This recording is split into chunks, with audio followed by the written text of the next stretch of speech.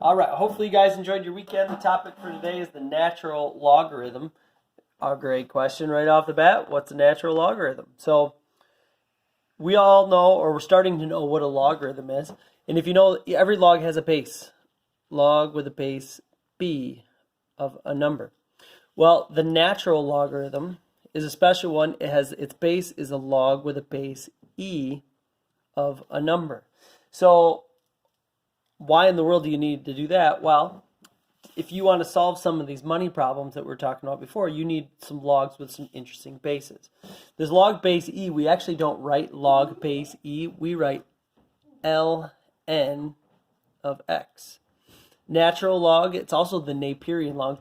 John Napier is the guy who worked with it, discovered it, and invented it. Well, we don't invent mathematics, we discover it. But so the Naperian log or the natural log. These are one of the two buttons that are on your calculator. If you want to check it out, over here on the side here we have the common log, which is right here. Right below it you have the natural log.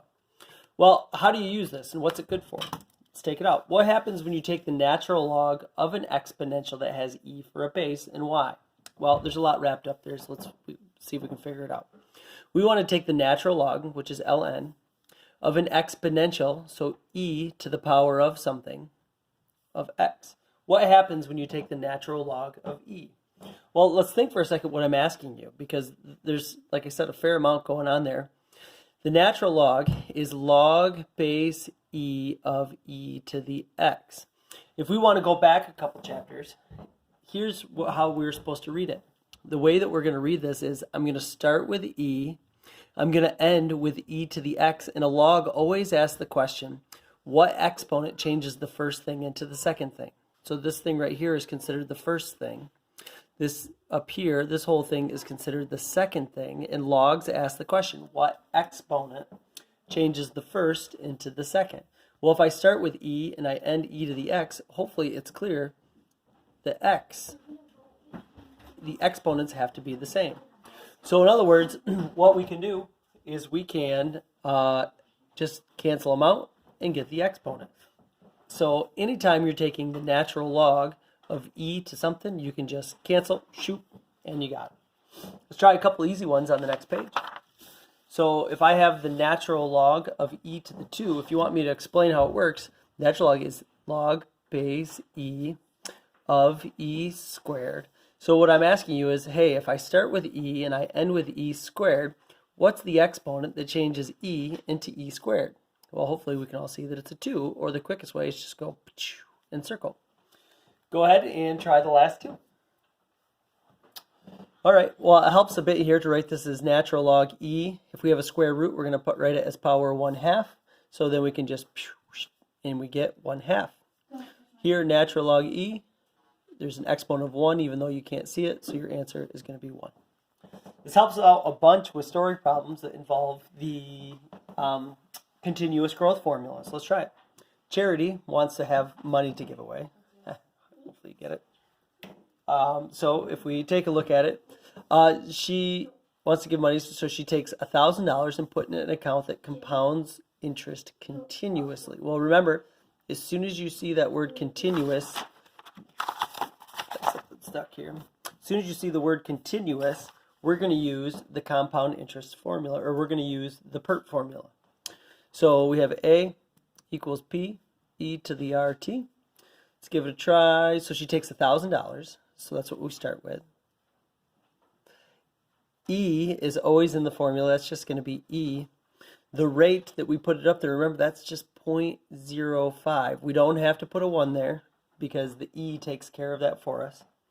And we want to know how many years will it take for her money to grow to $1,500. Okay, so we want to know how many years. We don't know time, but we do know that it's going to end up with 1,500. Well, here's how I want us to start to see these problems. You see it has an E in it. I want us to box up the exponential. Okay, the exponential is the thing that has the exponent with the variable. Everything else, we want it to go away as we solve it. So this right here is attached by multiplication. If something's attached by multiplication, how do you get it to go away? Division. So what I'm going to do is divide by 1,000 and divide by 1,000 when you divide these, I believe you get 1.5. So we get 1.5 is going to be equal to, these are gone, e to the 0.05t. Now we're to the point where I want e to go away. I want e to not be there so that I can work with this exponent.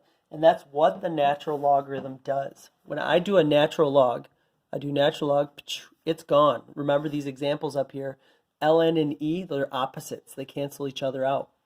Well, this is math class. You have to do on to one side as you would do on to the other. So if you natural log one side, you have to natural log the other side as well.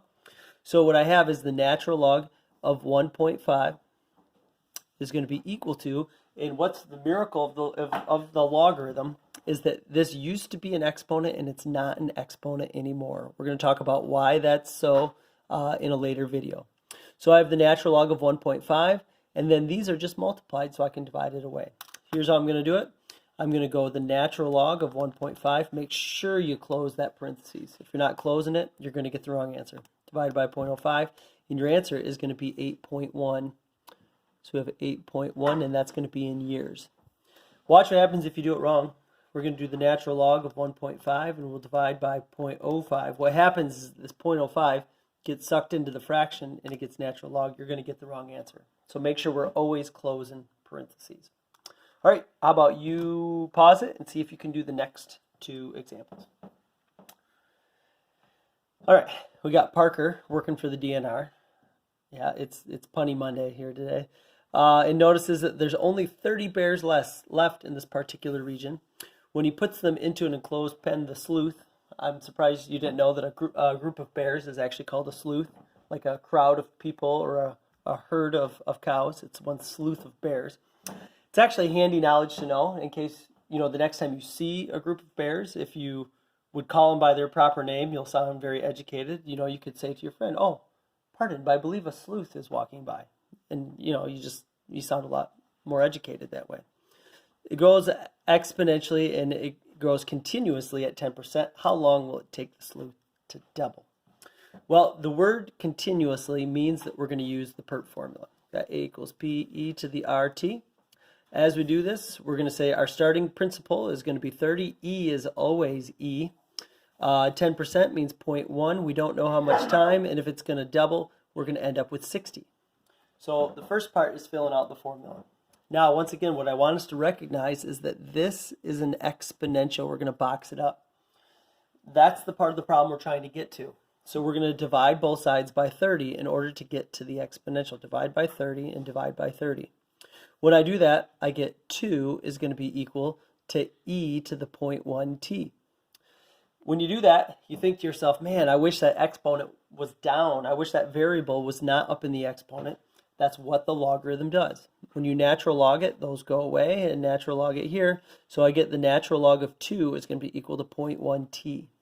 This is just division, so you can go hop on your calculator and you can divide it. So we're going to go the natural log of 2. Oh, it's important you close that parenthesis and divide by 0.1. You get 6.9.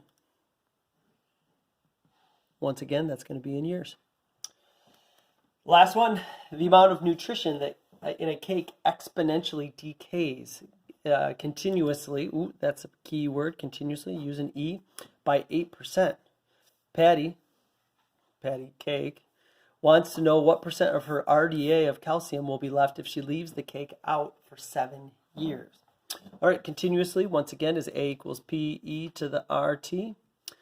So let's see if we can figure this out. So let's see. We know that we're losing 8%, and she wants to know what percent will be left out. Well, assuming that at the very beginning, we always start out with, before we've lost anything, that means that we've start out with 100%. You can use 1 or you can use 100. Either one of those is going to be fine. Now, E is always E.